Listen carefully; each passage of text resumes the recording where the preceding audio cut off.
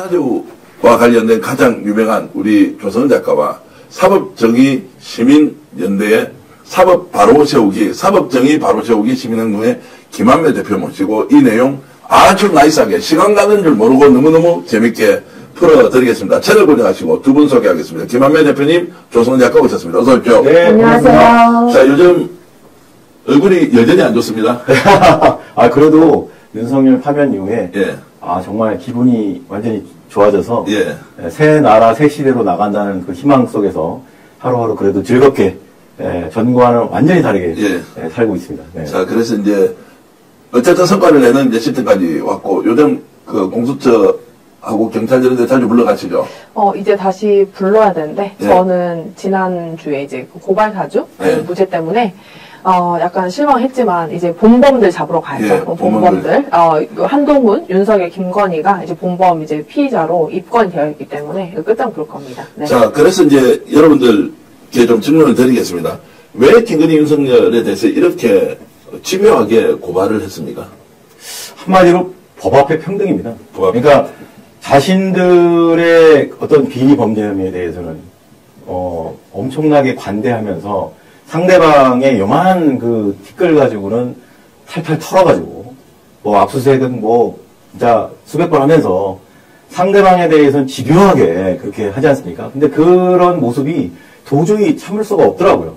그러니까 본인들은 정말 이만한 잘못이 있는데 성경 말씀에 그게 나오는 거잖아요. 근데 자기 그 상대방 형제의 눈에 있는 이만한 티끌 가지고 그렇게 집착하는 그 모습이 너무 정말 혐오스럽고, 그래서 이제 사실은 저는 그 법 앞에 평등이라는 게 헌법에 나오는 건데 그게 저는 그 주 이유입니다. 예. 지금 윤석열 김건희에 대해서 한 몇 건 정도 고발했습니다. 윤석열만 예. 정확하게 112번이고요. 112번. 네. 예. 그리고 김건희가 33번. 그러니까 합치면은 지금 150번 가까이고요. 최은순까지 하면 또 전수 170, 한 17번 정도 했던 것 같아요. 예. 근데 이게 잘 보는 사람 보면 완전 고발 전문가인데 지금 고발 전문가 아닙니까? 그래서 프로 고발러라고 프로 고발러. 저를 윤석열 프로 고발러라고 네. 그렇게 별칭이 있죠. 예. 네. 근데 이제 서슬퍼런 권력이 있는 시점에 그렇게 막 고발을 많이 하고 이러면 네. 실제로 법원의 행정력이라는 것도 국민을 위한 서비스이긴 하지만 네. 너무 낭비를 많이 한다. 왜 이렇게 고발 많이 하냐. 주변에서 이렇게 비판하는 사람은 없었습니까? 그냥 의견 이렇게 100번 넘게 이거 너무 많은 거 아니냐 이렇게 얘기하시는데요. 제가 정말 우리 정기현 대표님이나 모든 국민들한테 제가 고발했던 그 리스트가 있어요. 예. 그 목록이. 그걸 보면 하나하나가 다 주옥 같은 사건들이에요. 예. 그러니까 이렇게 평상적인 사건이 아니고요. 예. 전부 고발 사주, 명태균, 또 양평 고속도로, 공지구, 또 이제 직권남용에 관련된 그런 예를 들면 한동훈, 옛날에 처음 사건인데, 한동훈 감찰 수사 방해. 그렇죠. 하여튼 사건들이 다 목록 하나하나가 굉장히 다 굵직굵직한 사건들이에요. 그러니까 이렇게나, 그래서 최근에 민주당에서 윤석열 김건희 100대 비리라고 해서 이제 지금 국민들한테 발표를 하시는데, 실제로 그렇게 100개 정도 돼? 하는데, 그거를 다 하나하나 이렇게 보다 보면은 다 정말 중대한 사건들입니다. 놀랍게도. 네. 그게 진짜 제가 드리고 싶은 얘기예요. 뭐냐면 억지로 고발한 게 아니라 네. 매번 그렇게 놀랍도록 국민들이 경악할 사건들이 그동안 지난 5년 동안 계속 있어 왔다라는 거예요. 3년입니다. 저는 이제 그 전부터.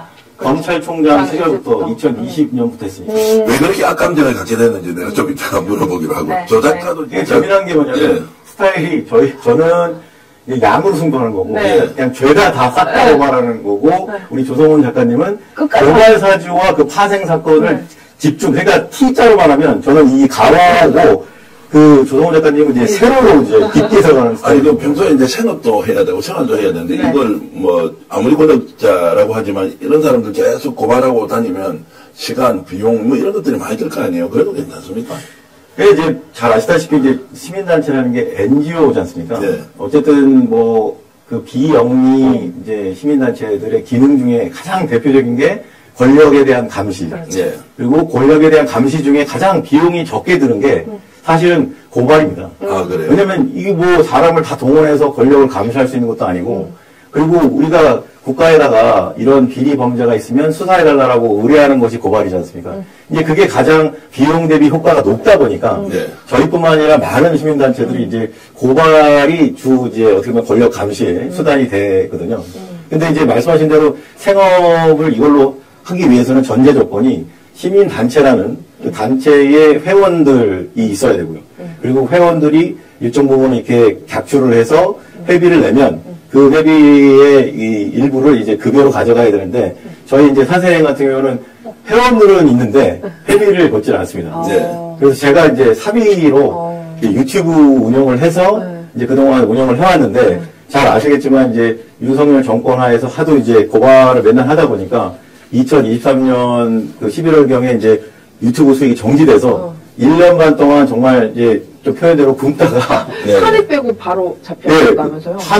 최근에 파면되고 다음날 이제 신청을 했는데 그게 그동안은 계속 이제 거절되다가 놀랍게도 윤석열 파면되자 다음날 재신청하니까 2주 뒤에 재승인이 됐습니다. 자, 오늘 이제, 그래서 고발을 너무 많이 하니까 김한배 대표 좀 조절하시는 게 좋겠다. 이렇게 주위에서 네. 혹시 조언이나 이렇게 좀 약간 비난 같은 거 하는 사람은 없습니까?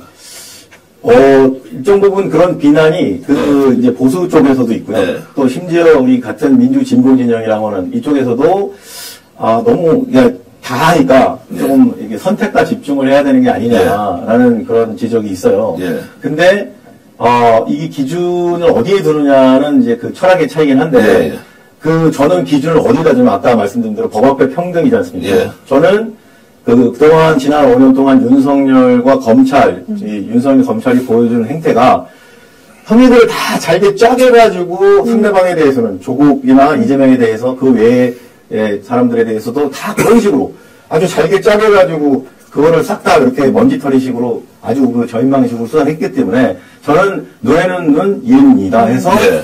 거기에 상응하는 아주 작은 것까지 다 고발을 할 수밖에 없어요. 그 과정에서 스스로 압박을 좀 외부로부터 뭐 수사기관이나 또는 뭐 그 국힘 쪽으로부터 압박을 받는다거나 네. 또 본인 스스로 느껴서 야 이렇게 윤석열 김건희 고발 많이 해가지고 내가 혹시라도 뭔가 불이익을 받거나 탄압을 받을 수 있다 이런 생각은 안 해보셨어요? 당연히 있죠. 아 그래요? 예, 예를 들면은 저도 가끔 가다가 제가 좀 과하게 상대방을 이렇게 비판하다가 명예훼손이나 모욕 같은 거에 이제 고소가 있었습니다. 여러 차례 있었는데 제가 봤을 때는 일반인들에 비해서 제가 유죄율이 훨씬 월등히 높습니다. 그러니까 다른 유죄율이 높다고? 예를 들면 윤석열도 날리면 그거 할 때 새끼라고 했잖아요. 사실 새끼가 모욕죄에서 말하는 쌍욕은 아니거든요. 근데 저 같은 경우는 새끼라고만 해도 모욕죄로 저를 갖다가 기소합니다. 예. 그러니까 하나만 걸려라. 예. 너 어떤 거 하나만 걸리면 너는 죽는다. 뭐 약간 그런 식으로 검찰과 법원이 저에게는 아주 혹독한 잣대를 들이대는 게 조금. 김한배 대표 말씀하시는 거 보니까 야 불편하겠다. 김한배 대표는 그냥 걸리면 네, 맞습니다. 불법을 저지르면 다 고발해버리니까. 그러니까 불법이 아닌데 불법화를 시키는 거죠. 그런 것도 예, 있고 예. 평범한 지금 이제 내란 사태 때 나온 게 이 노상원의 수첩 있지 않습니까? 예, 예. 근데 이제 노상원의 수첩에 제 이름은 없었어요. 예. 저도 그래서 제가 그 기자 한겨레인가 하여튼 기자님한테 제가 그랬거든요. 아 섭섭하다. 내 이름이 나는 있을 줄 알았는데 아니 섭섭한 게 아니라 없더라 그랬더니 다행이라고. 기자님 뭐라 그러냐면 대표님 정말로 그렇게 생각하셔요? 예. 아마 대표님은 그 계엄이 성공했으면 조국관에 무조건 들어가셨을 거예요. 그래서 진짜 등에서 진짜 식은땀이 나더라고요. 네, 그 정도로 아마 저에 대해서 당연하죠. 왜냐면 윤석열 입장에서도 맨날 뭐 고발하면 다 사세행이니까 얼마나 저런 인간이 왜 나를 이렇게 많이 고발하는 거야 하고 아마 저에 대해서 악감정이 있을 수밖에 없었겠죠. 그래서 정말 진짜 그 비상계엄이 수포로 돌아간 게 너무나 제 생명을 구한 거라고 생각합니다. 네. 저는 우리 김한배 대표님이 정말 그 윤석열 3년이 5년이 3년으로 줄어드는데 가장 큰 역할을 하시지 않았나라는 생각을 해요. 왜냐면 아니요 정말로 왜냐면은 저는 전략적으로라도 너무 뛰어났다고 생각하거든요. 왜 어떤 말씀이냐면 사실 워낙 사건을 많이 쳤습니다. 윤석열 정권의 특징은 한 건당 다른 정권이었으면은 국정조사 뭐 난리 나고 벌써 탄핵을 매번 당할 거가 100건이었을 거예요. 네. 그렇지만 이게 매일 사건을 저지르니까 거의 보십시오. 거의 3년이면은 거의 한 400일 정도인데 4일에 한 번씩 거의 고발당한 일을 한 거예요. 그러다 보니까 이게 4일에 한 번씩 이 짓을 했던 그런 정권인데 만약에 기자들도 사실 워낙 사건이 많다 보니까 끝까지 이 사건을 하기보다는 거의 매일 단신으로 처리하는 경우가 많았는데 그 사건들이 그냥 지나가지 않고 하나의 형사사건으로 다 만들어주신 게 김한배 대표님이시거든요. 자, 그래서 이제 보면은 일이 터져도 그 다음에 큰 일이 터지니까 또 이거 까먹고 또 그 다음에 또 터져. 그러니까 두 번째 다루지도 못해. 그렇죠. 계속 반복적으로 이런 국정농단이 일어났단 말이에요. 네, 맞습니다. 그걸 이제 하나도 놓치지 않고 다 고발을 했다. 네, 근데 그것이 저는 윤석열이 조급하게 만들었던 가장 큰 이유라고 생각하거든요. 왜냐면 지금 우리 제가 김한배 대표님이 앉아 계셔서가 아니라 민주당의 뭐 190석 그 전에 막 압박이 엄청 났다. 그래서 이제 뭐 민주당 때 못 해먹겠다라고 얘기를 했었지만 그에 못지않게 뉴스타파라든지 뭐 언론들의 뭐 MBC 언론들의 관심도 있었고 이 어떤 시민단체 안에서는 우리 김한배 대표님이 정말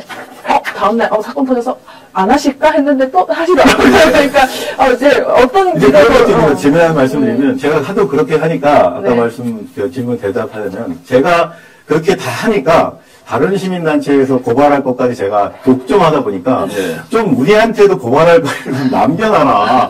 네가 다 고발하고 우리는 뭘 고발하냐 이런 조금 그런 항의는 아니고 좀 약간 농담식으로 그런 말은 제가 들은 적이 있습니다. 어쨌든 박수를 쳐드려야 하는데 그래도 건수가 워낙 많기 때문에 야, 부담스럽다, 이렇게 이제 생각하는 분도 있겠습니다. 그것도 뭐, 이해는 하시죠? 근데 제가 오기 전에, 이거 제가 여기 이제 방송 오기 전에 제가 고발했던 그 윤석열이 피고발면 들어가 있는 사건 112개를 쫙 봤어요. 그 중에서 가장 약한 느낌이 드는 사건이 뭔지 아십니까?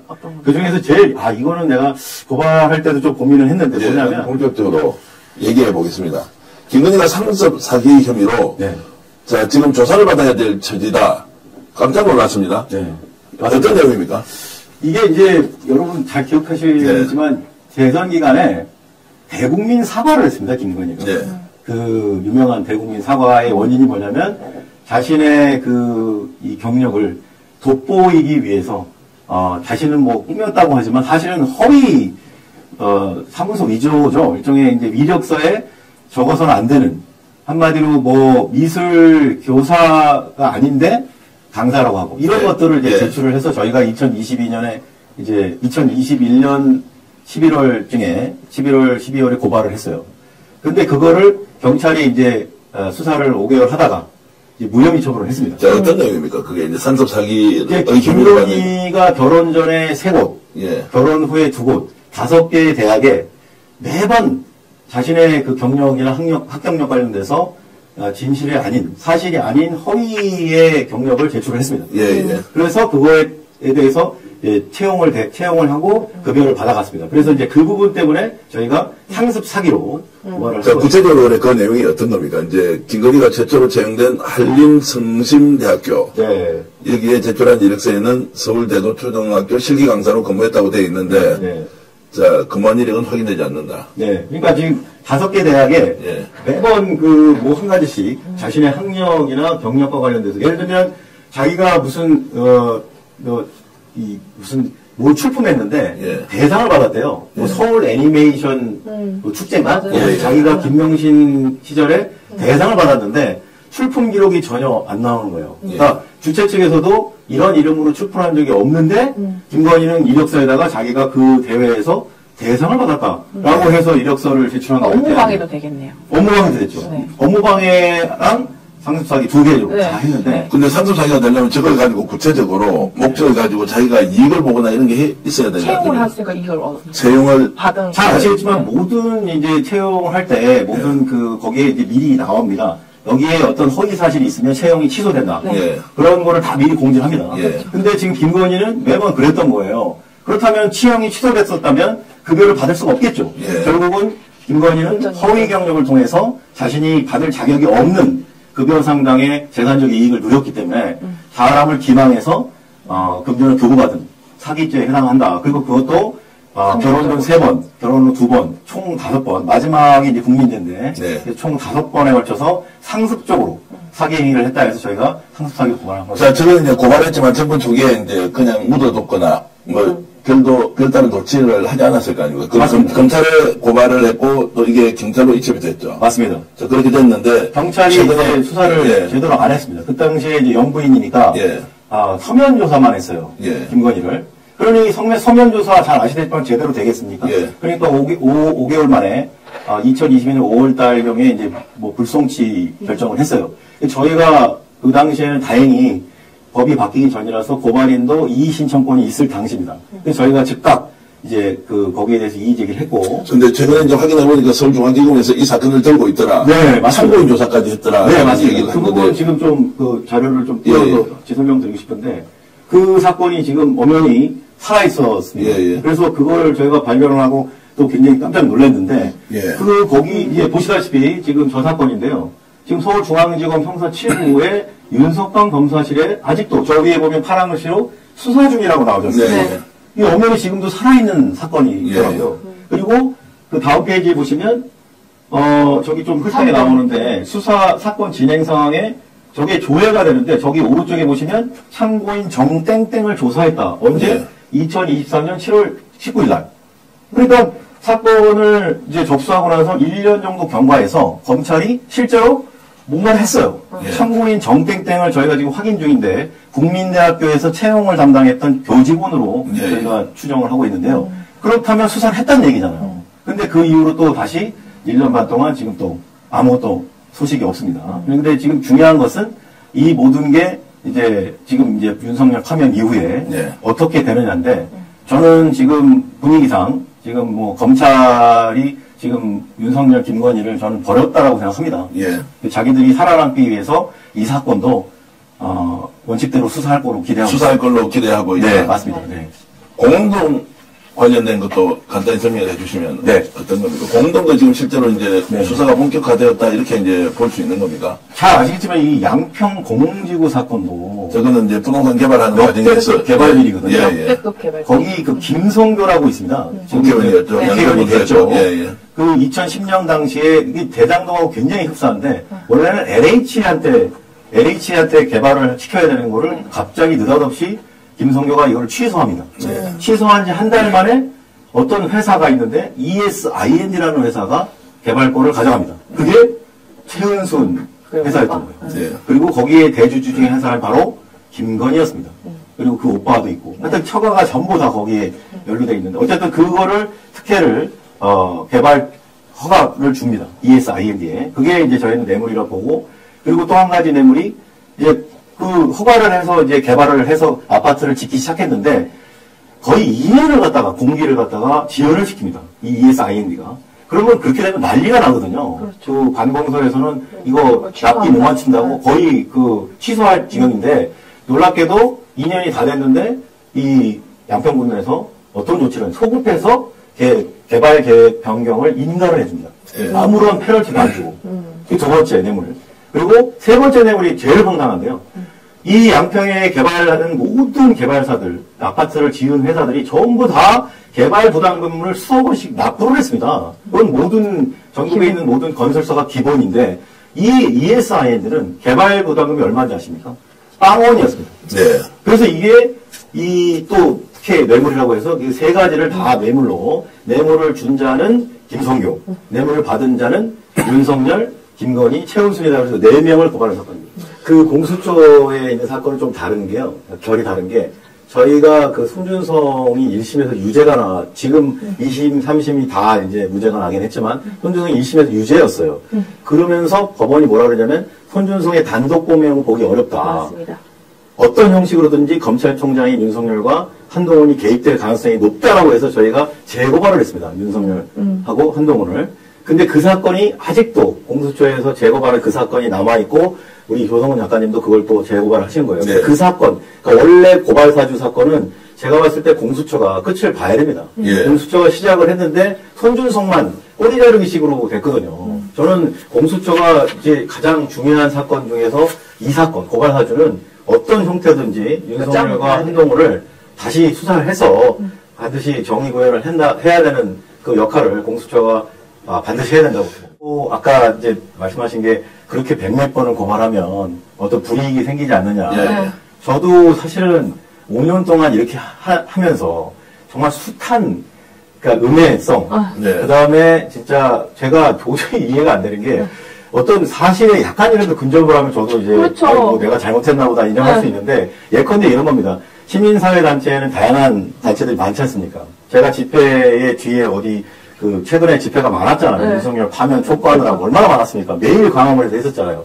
근데 뭐 무대 뒤에서 소위 이제 이제 성 정체성이 의심되는 그러니까 좀 약간 이제 소수의 이 가지신 분하고 되게 환담을 정겨운 대화를 나눴던 것 같아요. 근데 이제 그로부터 얼마 지나서 제가 김한매가 이제 게이다 라는 소문이 퍼져가지고 그런 악플이 또 올라오고 제가 하여튼 제가 이루 말할 수가 없는데 그러니까 제가 늘 저희 집사람한테 그러거든요. 저는 이제 외계인이다 이제 나는 왜냐면 처음에는 이제 보수 쪽에서 저를 그렇게 막 음해를 하고 허위 비방성 그런 것들을 유포를 하다가 이제는 이제 제가 이제 민주진보 진영 내에서도 그런 오해를 하고 저에 대해서 이제 그런 막 황당한 이런 악플을 다는 경우가 많아져요. 그러니까 저는 이 일을 하면서 제 숙명이 이게 누군가를 고발한다는 것이 어쩔 수 없이 이런 것들을 감수해야 되는구나. 그러다 보니까 사실 저도 가슴이 좀 아픈 게 저도 아이가 셋이고 저희 아이들이 다 청소년기에 있거든요. 근데 아이의 아빠하고 제 한 가정의 가장인데, 막 이런 황당한, 제가 뭐 게이라고 하니까. 근데 이제 이런 것들이 어떻게 보면, 숙명이구나. 이런 일을 하는 사람들의 어떤 그냥 운명이다라고 생각하고, 이제는 이제 뭐 그것들 가지고 너무 그렇게 처음에는 그것 때문에 되게 괴로워하고 막, 이거 정말 못하겠다 이런 적도 많았는데, 지금은 이제 정말 응원하는 국민들, 그리고 우리 조성원 작가님도 견디셨던 이유가 결국은 어떤 그런 뭐 사표 규정이다라는 어떤 그리고 결국은 정의가 승리한다라는 신념으로 이제 버틴 건데 이제 와가지고 정말 진짜 그런 시대가 온 것 같아서 정말 개인적으로는 정말 저는 마지막 한 고비 같아요. 저는 한동훈의 가장 큰 문제점은 정말 교묘하게 어떤 일부 사실을 왜곡해가지고 완전히 날조하는 스케일이 아주 뛰어난 게 이번에 이재명 당대표가 비겁하게 숲에 숨었다라는 거를 정면으로 내세워가지고 선거 전략을 짜고 있더라고요. 아니, 정말 어이가 없는 거죠.